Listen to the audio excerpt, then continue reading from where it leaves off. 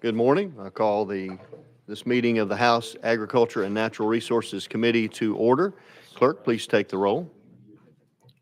Representative Fritz, Grills, Hardaway, Harris, Holsey, Hurt, Jones, Marsh, Martin, Reedy, Ritchie, Shaw, Travis, Beidle, Wright, Vice Chairman Darby, Chairman Todd. Mr. Chair, you have a quorum. Thank you very much. At this time, I'll ask Representative Martin to lead us in the prayer and the pledge. If all would please stand. Please join me in prayer.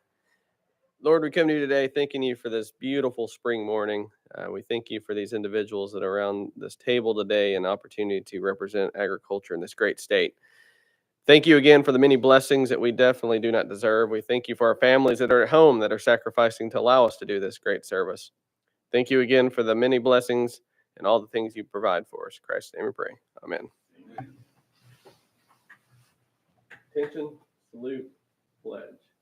I pledge allegiance to the flag of the United States of America and to the republic for which it stands, one nation under God, indivisible, with liberty and justice for all. Thank you for that. Any personal orders this morning? Representative Fritz. Thank you, Mr. Chairman. I'd like to welcome Dirk Van Hosen here. He's a constituent. I think he's on the list to speak today, but I'd like to give him a big Nashville welcome to a District 32 person. Thank you for being here with us. Representative Grills. Thank you, Chairman Todd. I just want to let everyone know that Representative Shaw had a meeting up at the big house this morning on top of the hill. So yeah, that's the reason he's not here. Yes, sir. He let me know that. Thank you for making that public. Any others? Okay, seeing none. Although Tennessee contains numerous native species beneficial to our ecosystems, there exist harmful species referred to as aquatic nuisance species. These non-native fish, accidentally or intentionally released in our state's waters, have become a nuisance, posing a threat to Tennessee waterways and balanced aquatic environments. To prevent harm from foreign species, it is important to never release or stock fish or plants into a shared body of water unless they are native to our area. For instance, the 4 species of Asian carp found in Tennessee are examples of harmful species that have found their way into our state.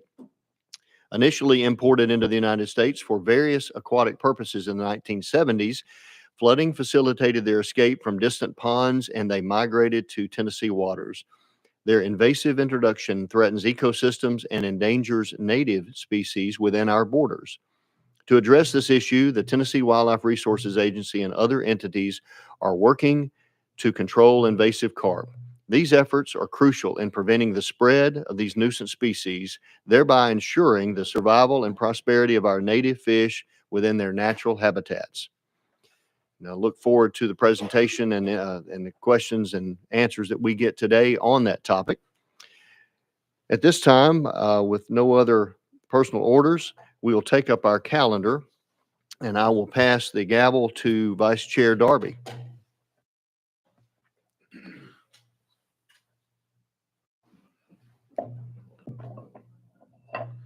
Thank you, Mr. Chairman. We'll get started here with House Bill 2878 by Chairman Todd. Can I get a motion? Second. Chairman Todd, you're recognized. Thank you, sir. This bill establishes that all equipment used in the process of producing non-metallic materials within an aggregate processing facility or asphalt plant, including crushers, screens, conveyors, and feeders, are considered one containment source under the Tennessee Air Quality Act. With that, I'll be glad to take any questions. Thank you, Mr. Chairman. Any discussion here on the bill?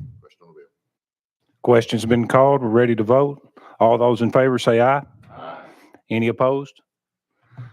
Mr. Chairman, your bill will head on to calendar and rules.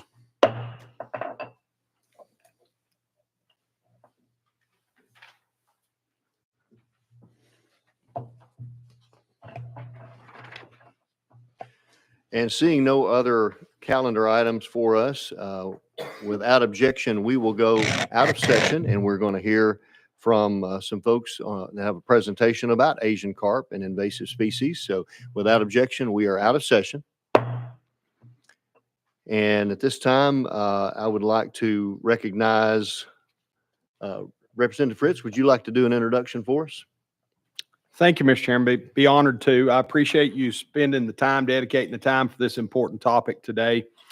As you mentioned in the introduction to the meeting, invasive species cost us lots of money. We have a great concern with the Asian carp and the invasion into the Tennessee River system.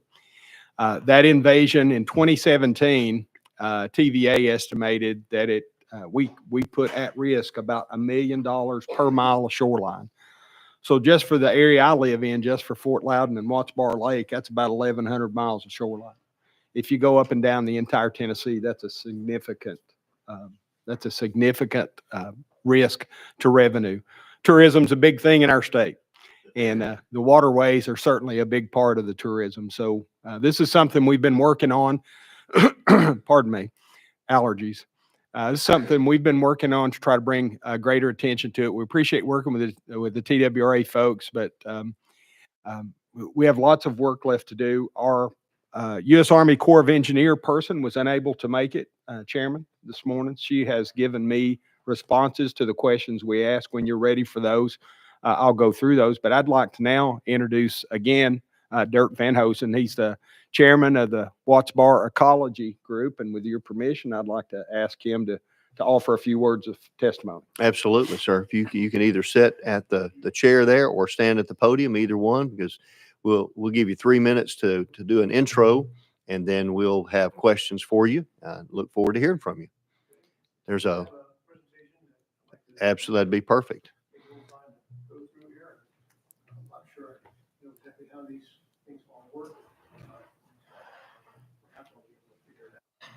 And since this is not on a specific bill or anything, then without objection, we will suspend the 3-minute rule that we have and let him go as long as he needs to.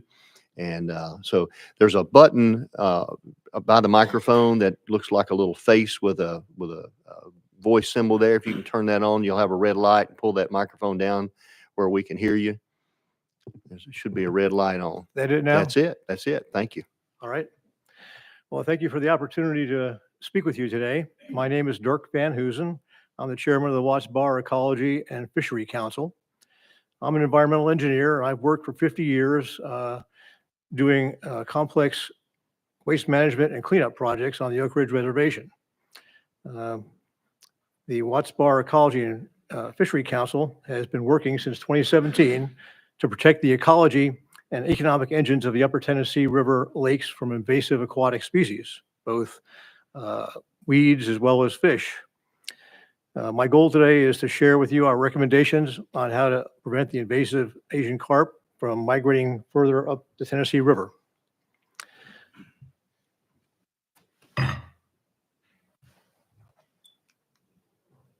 So this slide shows the distribution of Asian carp in the United States. You can see the Ohio, Missouri, Mississippi, and Tennessee River basins have been heavily impacted.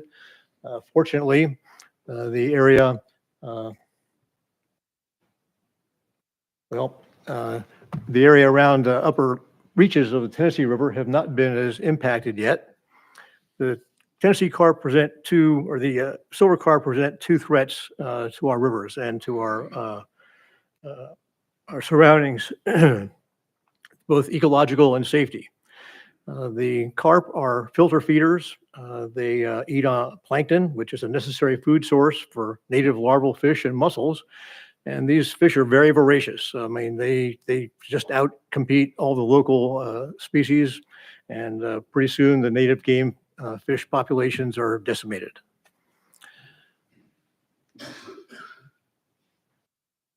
So that's the East Tennessee area that is not as heavily impacted by the carp at this point. The carp will reproduce and they will spread. They're very adept at moving around, and their native range in China ranges from subtropical all the way up to the Siberian area. So the second problem with carp is the threat they pose to our safety. The threat is due to the fact that silver carp, when they get disturbed by boats, which they do very easily, jump in the air 6 to 8 feet, and these fish can grow up to 60 pounds. So you can imagine going down a lake 20 or 30 miles an hour and getting hit in the head by a 60-pound fish is not going to be very pleasant.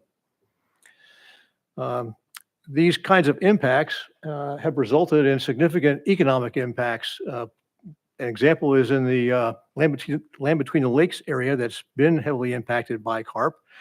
And the area there is economy has been impacted by about 50% reduction in recreational revenue, tax revenue, property values, and so forth. And if you apply that experience, as Representative Fritz mentioned, to the upper East Tennessee lakes, we estimate that the impact could be in the range of $1 billion a year. So what I'd like to focus on now is how we can stop the carp invasion. This is a list of guidance that's been prepared by two nationally recognized groups, the U.S. Fish and Wildlife Service and the Mississippi Interstate Cooperative Resources Association. You can read the things that they recommend up there, but the bottom line of their recommendation is basically stop the carp as soon as you can. Don't let them get into non-invaded locations, because once they get started, they're about impossible to eradicate.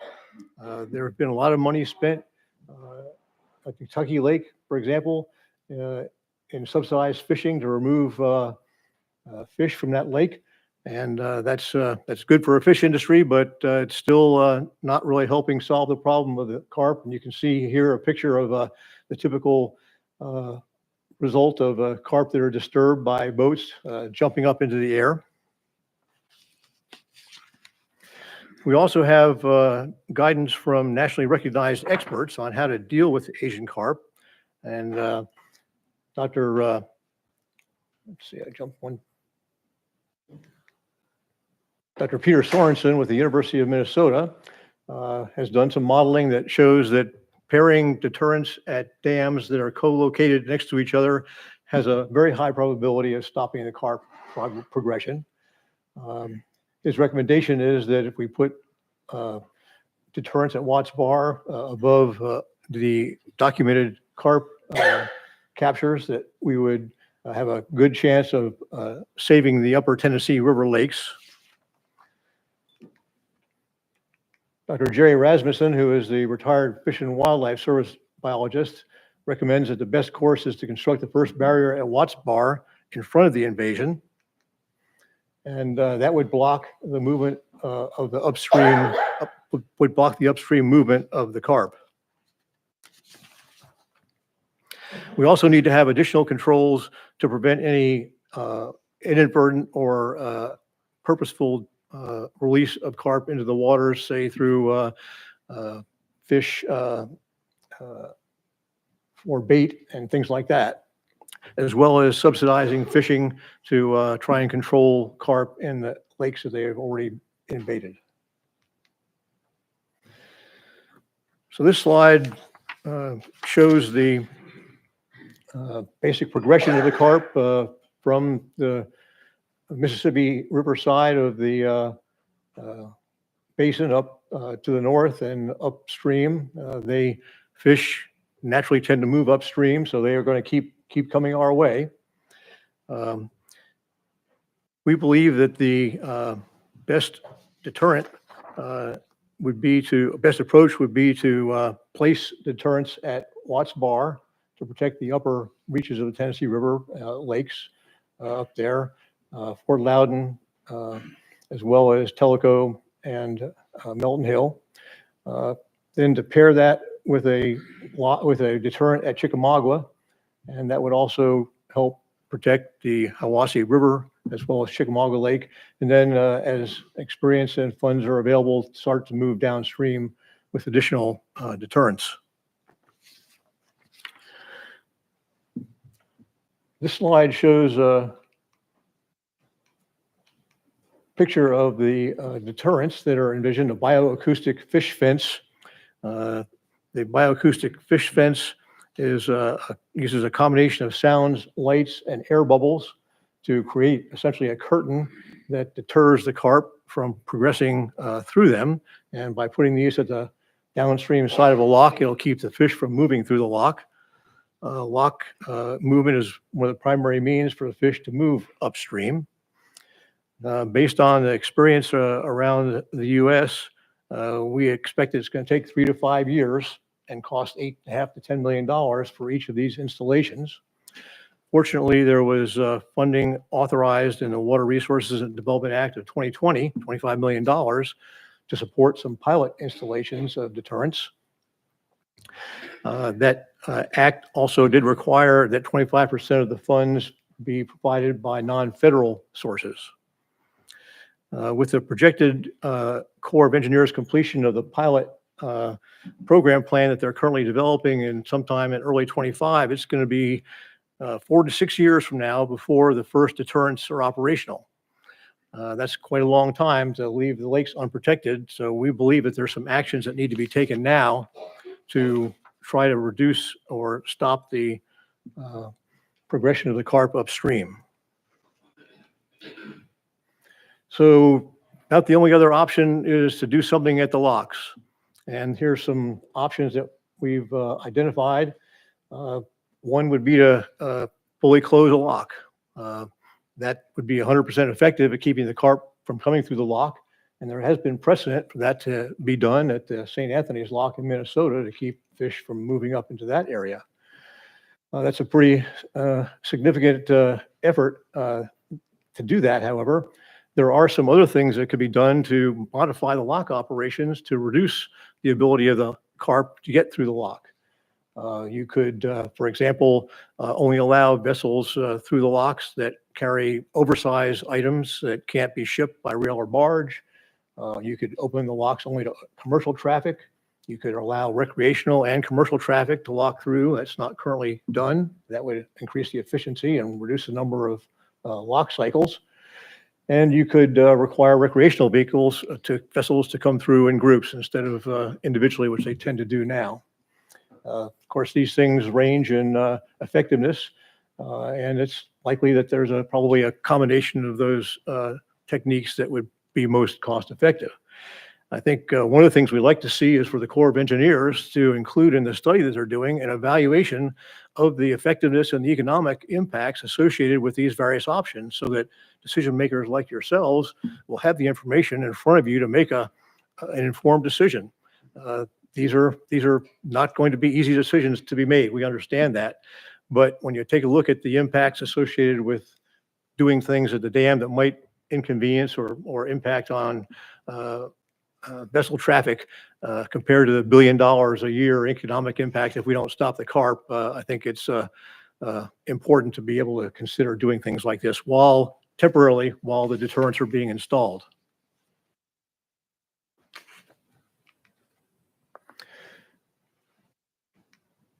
So in conclusion, in order to save the Upper Tennessee River Basin lakes that I've highlighted here, we believe that the first deterrent should be installed as quickly as possible at Watts Bar, with the second one at Chickamauga. We need to look at modifying lock operations temporarily to reduce the number of lock cycles. And this would not apply not only to Watts Bar, but it would apply to other locks downstream, because there is still a potential for continued carp movement from the lower impacted lakes upstream. And then also include controls to minimize inadvertent introduction of the carp.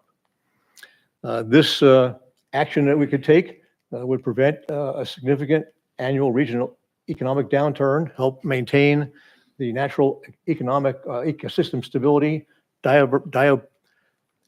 biodiversity, and a healthy fishery, and allow for safe recreational opportunities for all Tennesseans. So with timely action, this carp invasion is a preventable disaster for the Upper Tennessee River Basin. By taking action, we can avoid that from happening. And that would allow us to pass on the legacy of our beautiful and healthy Tennessee River lakes to future generations.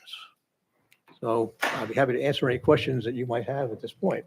Thank you, sir. I'm sure there will be plenty. One thing that strikes me as I see your presentation, to see it on a map, I don't know how many folks remember the movie Sahara, when the boat captain was sitting in front of the bureaucrat trying to get them to realize how big of a problem this, I think it was red algae, was going to be as it spread down the Nile and into the ocean and just totally changed the world's ecosystem for, within months. And he closed his folder, and I'll send it up the line, and we'll consider this, like it wasn't an emergency. And that strikes me about this, because it has literally been that for 20 years that I know of, because about 20 years ago, I saw this problem at Kentucky Dam, physically saw it, and alerted biologists at that time that this is a significant problem. I saw where states at that moment were spending millions of dollars to keep those carp from migrating into their waters, especially the Great Lakes. And at that time, it was not thought to be a problem. We're not going to have an impact on our state, on our economy, and it has had a significant impact. So it is I believe, an emergency.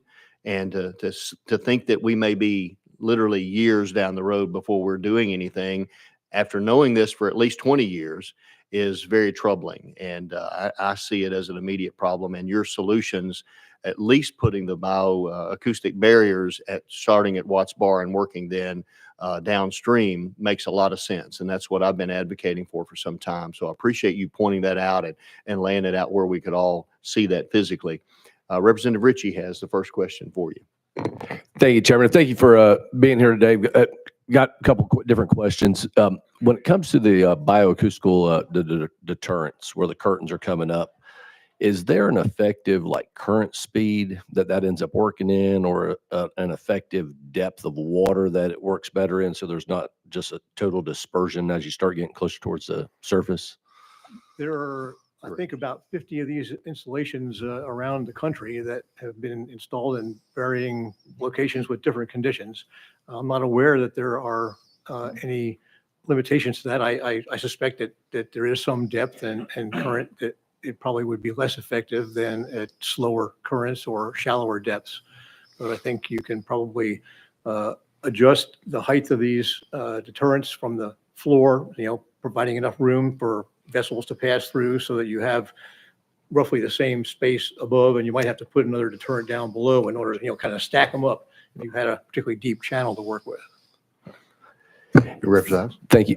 And then, so from there, the one thing that came in, that was popping into my mind as I was looking at the map up there, has there been any effective uses as far as for utilizing, say, two different deterrents, whether it's spread out 300, 400 yards, or it could be 1,000 yards, to where you've got it to where they're not going to go any further upstream, and then start just eradicating the fish that are between the carp that are between those two deterrent systems, and then move the front one to another location down just to go ahead and push them back out? Has anybody utilized anything of that, or would that not work? I'm not aware of that.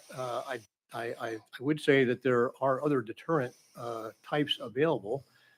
There is electric deterrents that are in wide use around the world that use electric shock to create conditions that the carp don't like. Actually, it would be good to be able to pair two systems at the same lock together, so that you would have some redundancy in case one failed, and you would also have some backup, so that when you're doing maintenance on one part of the system, you'd be able to have the other operational. So you'd have some effect in place, and having two barriers in sequence like that would increase the efficiency of the deterrent. I saw one of the bioacoustic systems being installed at Barkley Dam several years ago, and learned at that time what their experience had been around the world with these. And I knew from harvesting these fish, again, 20 years ago and since, that they don't like sound, sudden noise, certain vibrations they don't like, sudden lights they don't like. They're real skittish fish. And so seeing that technology, it was like a no-brainer to me. I know this is going to work. Now, maybe not 100%. And to the point that was just made about trying to isolate and trap them and eradicate them, I think most commercial fishermen would tell you that are in the process of harvesting these, that's impossible to do. You'll never get rid of them now that they're here, but you can control them. Once we isolate them and keep them from moving, then it's a controllable population. I will add that they are delicious to eat. They are some of the best meat that you can find in fish, in my opinion. And that's not just my opinion. There are several folks that I think that would agree with it. So I have served them side by side with crappie, which is known to be in Tennessee one of the best tasting fish. And every single person so far has enjoyed the Asian carp more than the crappie, hands down. So that is one way we can help to reduce the population, maybe not eradicate them. I'm sure it must have something to do with the cook. Well, not a lot of that, I'm sure. But very, very clean meat, as you said, their food source is clean. And so it ends up being a very clean and healthy meat. Representative Vital, you're next. Thank you, Mr. Chairman. Thank you, sir, for being here. I represent a district that sits on Chickamauga Lake, just below Hiwassee. And we are the gateway to Watts Bar, and they're interconnected, obviously, with lots of fishermen and barge traffic. Right now, we have enormous amount of money being spent at Chickamauga Lake on the new dam. Corps of Engineers is building a new locks. Are there any dollars in that budget for protecting Chickamauga and lakes north of that from the carp? Mr. Van Hoosen. I don't believe that there is any money in there for deterrence. I think it's strictly for the lock construction. Representative Vital. Representative Fritz. Thank you, Mr. Chairman. And again, thank you for coming out today. Some of the folks you see sitting here today signed the letter that we sent in asking for action. So a lot of advocacy here to make sure that we treat this with the urgency or emergency that it We actually really do is. appreciate that. And I would just offer, I met my first constituent, colleagues, who has been hit or struck by a carp, not in Watts Bar, but he's moved into God's favorite place, Rowan and Loudoun County, and he moved from Memphis. But that had happened to him in Memphis. So I've actually met someone who has been struck by one of these fish. And it's almost a surreal thing when you see the video.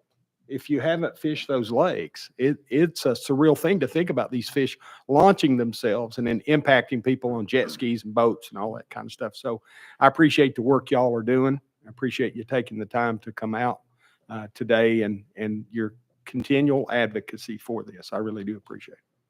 And I will say I have personally had that happen as well. I've not been hit, but I've had two people in my boat once, and we weren't going, we were just idling. And one of them ended up with a black eye. And it was a good friend of mine, and his son ended up with a lot of slime in his hair. It literally landed on top of his head and bounced off. And that we were aiming to shoot fish that night to harvest these. And at the end of the night, we had 24 fish in the cooler. One of them had a hole in it. I only hit one fish. Well, I think I hit one or two more that got off, but the rest of them literally jumped in the boat, and some jumped in the coolers. We had several open coolers because they were jumping in the boat. And so we had a nice little harvest, but not any success shooting. Representative Marsh. Thank you, Mr. Chairman, and thank you for coming today. My question would be, when the boats go through the locks to get from one river to a lake, is there any kind of nets you can put before the boat enters the lock, or is there any barrier you can put to keep them from coming up to the next body of water through the locks? Mr. Van Hoosen. I think the challenge with a net is you have to raise and lower it. And as you're raising and lowering it, there's a chance for the carp to come through. The nice thing about the bubble system is the boats can pass through without having to turn it on and off. Same thing for the electric system. The boats can just pass on through, and then you're not stopping the deterrent while the boat's entering into the lock.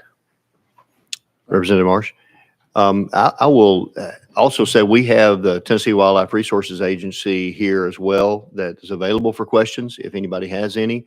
I will say, and I could be corrected on this, but I believe most of our locks operate on a system of allowing water in at a very fast pace. Like I don't know that it's through a pump. I think it's all gravity fed, but it comes in through a pipe to fill those locks up.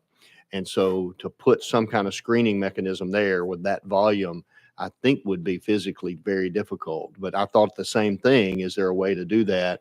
And then you're trying to, what size fish are you catching? You're going to have a lot of native fish as well that get caught in that. So I think that would be a concern. But the options you mentioned of closing locks or reducing the amount of openings and closings, I think is certainly something worth considering what that economic impact would be, because as you stated, the economic impact we are already seeing along these rivers and lakes is significant.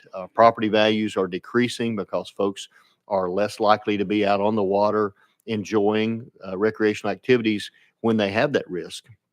It is a real world risk and a real deterrent for folks to enjoy that property. And so Representative Fritz comment earlier about the $1 million a mile, I think that's probably very realistic, if not fairly conservative, as a matter of fact, along the entire river system. And as many of you know, from tourism and all of the other economic drivers that these rivers have, that is a significant hit to this state if we don't get this under control. So I have seen this as an emergency for quite some time, and I appreciate you putting some data to it and very specific information. There were some things on that map that surprised me a little bit. Some isolated spots like in Alabama that I had not seen before, to see that these fish have been somehow introduced into those waters as well. And so it's a very significant challenge. Representative Grills? Thank you, Mr. Chairman. And in your opinion, how long from the day that they're introduced to a new area to the day that that part of the world will no longer be inhabitable by the native fish? What's the time period there before they absolutely just destroy everything? Mr. Van Hoosen? Well, I'm not sure that I can give you an answer to that. I'm not a That's fish biologist, so I'd have to probably talk to one of my cohorts that's an expert on that. I think you could take a look at how far they've moved in the last 30, 40 years and say that it's not overnight, but it's continual. It's just never stops. They just keep moving. What Representative Grills? if we were to have if we were to do a better job at, whenever you hear the word Asian carp, it's not like somebody just say, man, that's what I want to eat for supper tonight. If we were to figure out a way to do a better job of marketing these fish, do you feel like it would we could create a market for it that the demand would go up and we could I have think they actually have through the Department of Agriculture come up with a brand name for Asian carp with a different name to it. Some reason I want to say cobia is what. Is it COPI, C-O-P-I? Maybe. I But think you're that's right. Doing that would probably help. So remove the stigma of a carp, if you will. Well, in my mind, it's like we're trying to spend dollars to get rid of a nuisance, but if we could create a market that would actually pay us to harvest them, or not us, but the market would actually control that, that would be a much better way to go about it than having to spend taxpayer dollars to fix a problem. If we could just create a market that actually would sustain the harvest of these fish on a regular annual basis. And anyhow, I know that's probably for TWRA to figure out. I do have a couple of comments to your questions. One, on Kentucky Lake in specific, in about 15 years, I saw it go from practically no Asian carp to damaging the native species, where you were not catching bass as much as you used to. Tournaments were starting to drop off. So about 15 years is what I saw in Kentucky Lake. Every lake will be different based on its size and volume and flow, from my experience and what I've understood. So that may give us just a reference of what's back home that we're already seeing. And then certainly eating our way out of this problem, I think, is one of the best solutions. Now, there are other uses for the meat, the fish oil, they make fish meal out of it. There are other uses that have a good value. I still think the highest value is probably food directly. But that's really thanks to the Tennessee Wildlife Resources Agency supplemental programs that they have put in place, not only for fishermen, but also for the processors. That's really what has brought Kentucky Lake back to where it's just now becoming the fishery it used to be. It has really recovered, and that's probably been in the last 5 years or so, 5 or 6 years that's been put in place. So they're supplementing, they're paying so much a pound to the fishermen, and then also to the processors to turn that into food products or other products, some even for crab and lobster bait up north. believe it or not. They take some of the waste parts of the fish and send them to upper northeast for that kind of bait. So it's a success there.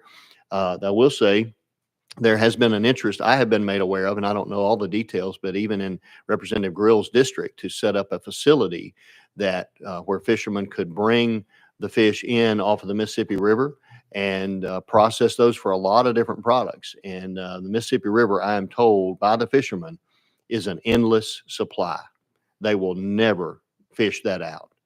It is so prevalent, and that's probably where some of the gentleman in Memphis knew someone that got hurt. I would imagine, because they are very prevalent on the Mississippi River. I just add one yes, sir. thing, fishing to take care of a problem that's already been established, is certainly something that would be beneficial. We'd like to not have the carp in the first place. Certainly. Representative Fritz? Thank you, Mr. Chairman. With your permission, if you wouldn't mind me just kind of reading through and highlighting a couple things on the handout I think I've given all y'all, it'll make more time for TWRA, and it might even spark another question for our guests. I would appreciate you doing that. Yes, sir. So we sent several questions, our office did, to the Corps of Engineers. They were unable to make it out today. And so the first question you'll see before you is, will you please lay out a timeline that the Corps of Engineers will be using on these Asian carp barrier projects in Tennessee? And I won't try to read all that to you, but I'll just highlight the March 25 through March 26. And so that time period, that's the reason I appreciate y'all's forbearance with me a couple weeks ago when I added an amendment onto another bill to ask for $225,000 per barrier, because this is the timeline that was driving that request. It's driving the same request that we have a budget amendment in for that now. And so you'll see the rest of the timeline there and the way they plan to go. A couple other things that are important, especially for those of us that live along the Tennessee River and represent folks that live along the Tennessee River, is the public meetings. It's a tremendously important part of this, and that'll lead me to another comment I'll make in just a moment. Under question number 2, how does the state of Tennessee play a role in this? The Corps of Engineers are going to need non-federal sponsor partnership, and it talks a little bit about dividing that. That was the $225,000 per barrier that you saw that I'd requested. I suspect, and I'm not trying to get a hold of our friend Mr. Bell, but I think he's going to talk about that a little bit too, and has some updates on it. Then if you'll go to the second page, I won't try to go through this whole planning program and budget and execution graph that you see. But that's just the highlight that the Corps has given us to give an idea of how their planning and their budgeting works. And it's on a 2-year out cycle, the way they start that planning. And so there's some good information there. The Dr. McCormick, who sent this to me, if you'll see down FY24 budget for the Corps, USACE or USACE was passed in early March of 2024.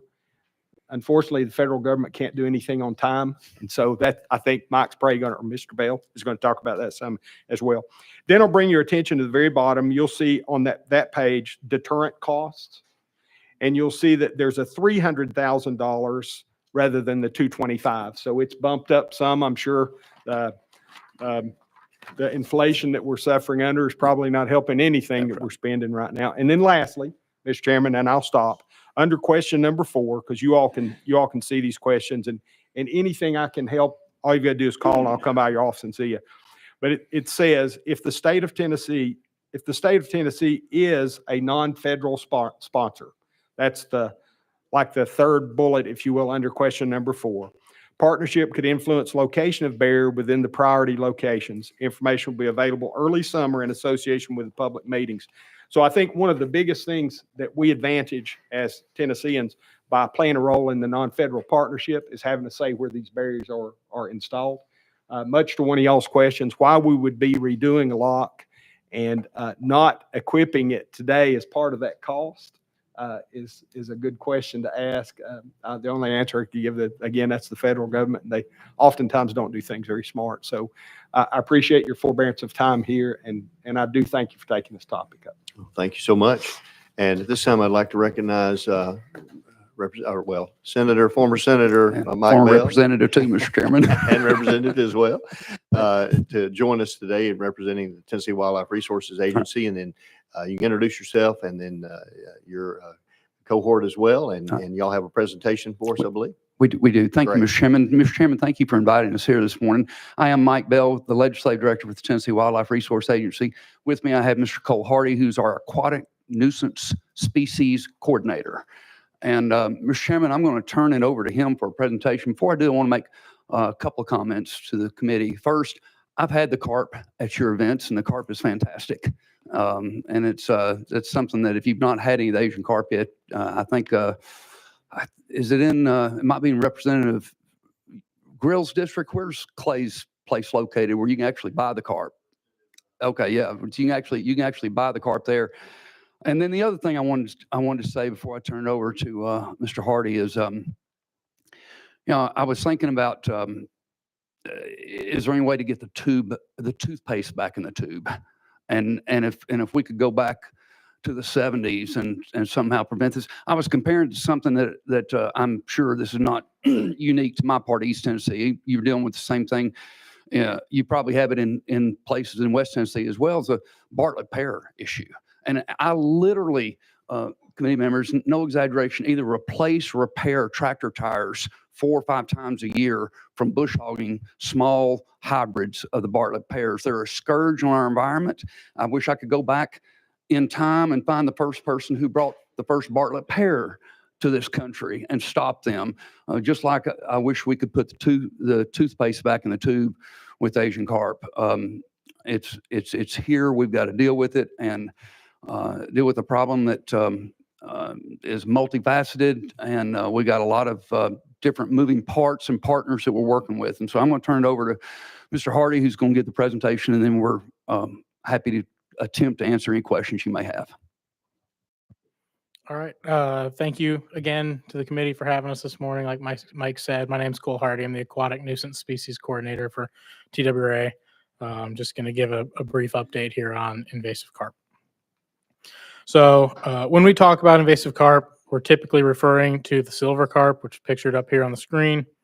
There are 4 species that we're concerned about, but these are the primary species that come to mind and that are really the focus of a lot of our efforts right now. These fish are known for their jumping behavior, often observed in reaction to some sort of noise or disturbance like a boat motor, which can pose a significant danger to boaters, anglers, and other resource users. They also pose a threat to our native species by competing for food resources and space. Carp populations are abundant and successfully reproducing in the Mississippi and Ohio rivers, represented by the maroon color on this map. In the Cumberland River, we see relatively high populations in Lake Barkley, and in the Tennessee River, we see relatively high population in Kentucky Lake. But we have not observed any successful recruitment since 2015 in those reservoirs. They are represented in this map in orange. Moving upstream in each system, we characterize the populations in Cheatham and Pickwick reservoirs as moderate with unlikely reproductive success, and those are represented in pink. In green is Old Hickory Lake, described as a low population with unlikely reproduction. And I need to point out an update that's needed for this map. Wilson Reservoir, just upstream of Pickwick Reservoir. It's time that we move that to green, similar to Old Hickory Reservoir. That's the result of some recent sampling by the Alabama Department of Natural Resources. They had several crews out doing some combined electrofishing work and sampled 4 silver carp in Wilson Reservoir within the last month. So I just have not been able to update that on this map yet, but I wanted to make sure and point that out. So that population is something that we consider low and not reproducing. And then further upstream on the Tennessee River, there are several red X's in place signifying isolated sightings or reports of invasive carp up through Chickamauga Reservoir. TWRA is implementing a variety of actions to monitor and control invasive carp.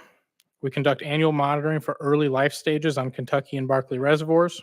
This incorporates a variety of sampling gears and is guided by the best available data, such as the flu egg model, which tells us more about river flows and how eggs are expected to drift when carp are trying to reproduce. So that information from that model has helped us to direct where some of our sampling locations need to be and make sure we're covering the right areas when we're looking for this reproduction. Thankfully, we've not observed evidence of successful recruitment within our rivers to date, suggesting our populations are heavily driven by migration from the Mississippi and Ohio rivers. Cole, if you let me for some of your information, because I had to have it explained to me since I'm not a fishery biologist, recruitment would be reproduction. For just in case I didn't know that when I first heard it, just wanted to make sure everybody in the committee understood that. It means reproduction. Thanks, Mike. We also conduct surveillance monitoring on the Upper Tennessee River in East Tennessee. Since 2020, we've conducted targeted silver carp electrofishing below Nickajack, Chickamauga, Watts Bar, Fort Loudon, and Melton Hill dams. Thus far, no silver carp have been detected.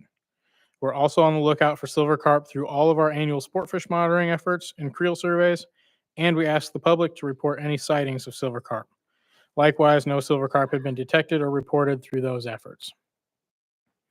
We conduct a variety of sampling efforts where populations are present to better understand abundance, growth, and other dynamics of the population. We regularly communicate and cooperate with partners throughout the Mississippi River Basin to ensure we're using the best available methods. We also test new methods when those opportunities arise. We recognize the importance of removal of these fish and have adjusted our regulations to allow fishers to better target these species. Those adjustments includes things such as longer gill nets to be used for active sets by commercial fishermen, and increasing available mesh size in places like Pickwick Reservoir, where we recognize the fish tend to be larger. We're also undertaking a project to better understand the impact of commercial and recreational fishing that on the populations, and that's an interesting project. We're just kicking off, tagging a number of fish in Kentucky and Barkley reservoirs, looking to get returns of those tags by fishermen. So that we can, better understand essentially what percentage of the population is being harvested on an annual basis. We use telemetry to track the movement of these fish to better understand how they pass through our locks and dams and the conditions that drive those passages. This telemetry work is also contributing to our understanding of deterrent efficiency. Our prevention and control strategy centers on two primary tools that are available, those being removal and deterrence.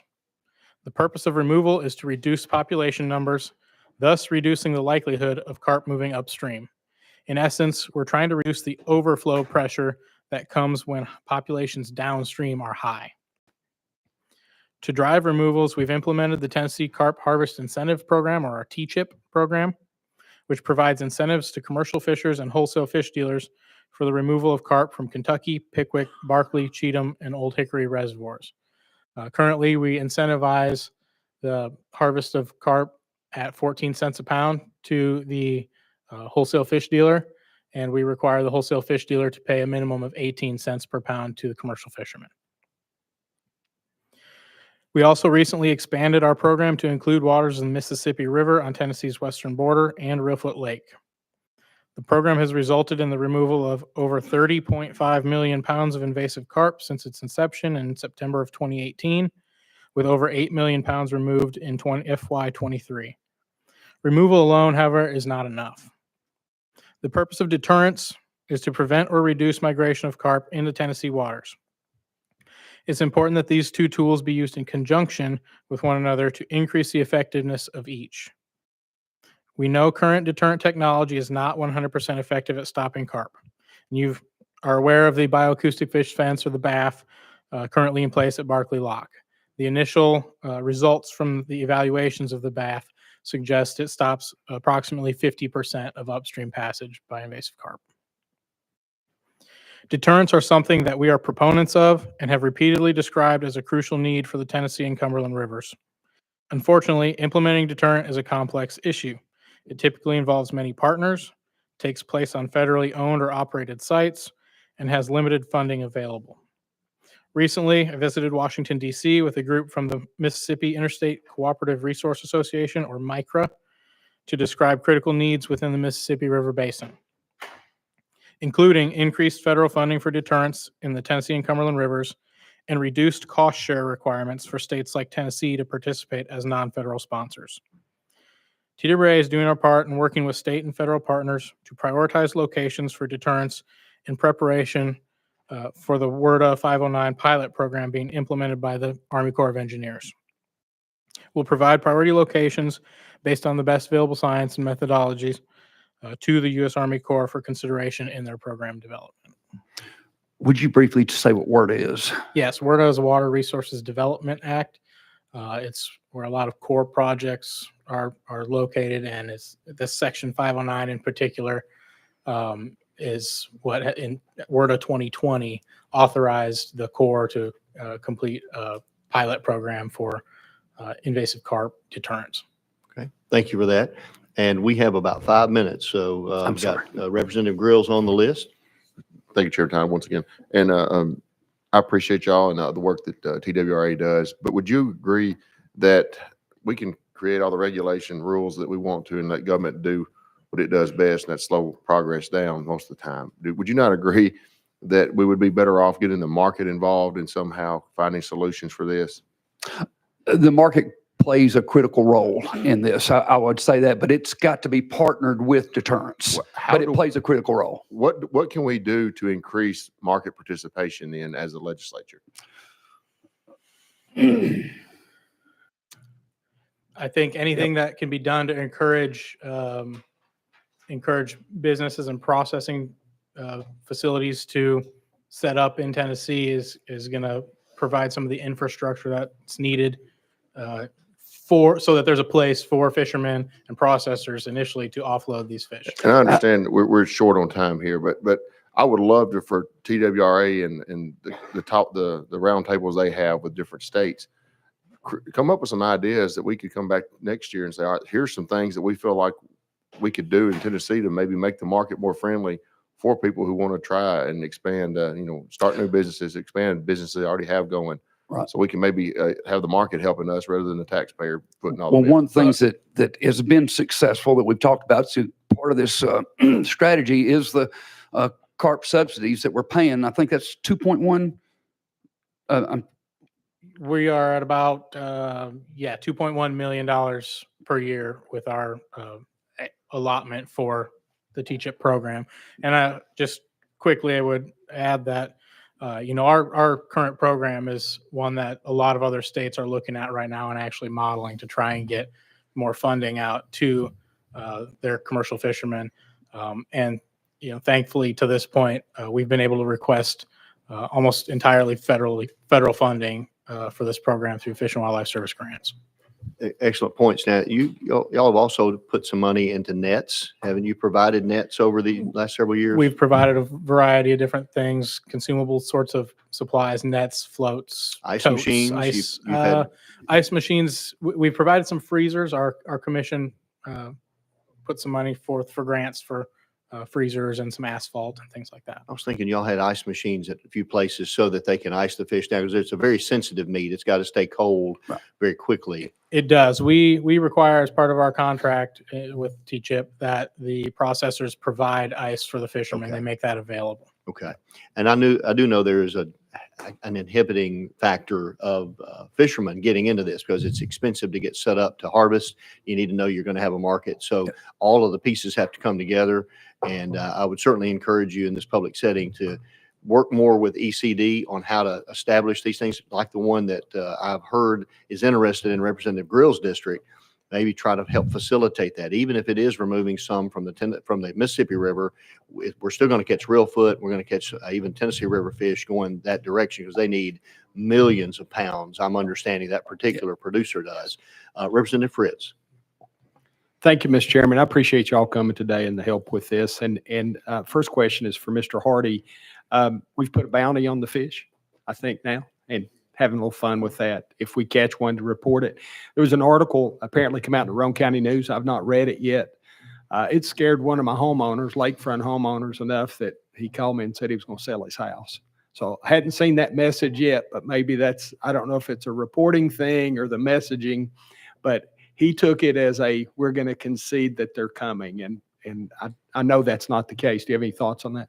Yeah, I'm sorry that it was interpreted that way, and if we can do better to get the message out about the specific project that we have going on, I'll definitely try to do that. The project that he likely saw, or she likely saw of referencing, is a exploitation project. I mentioned it, we've put some reward tags in fish in Kentucky and Barkley reservoirs.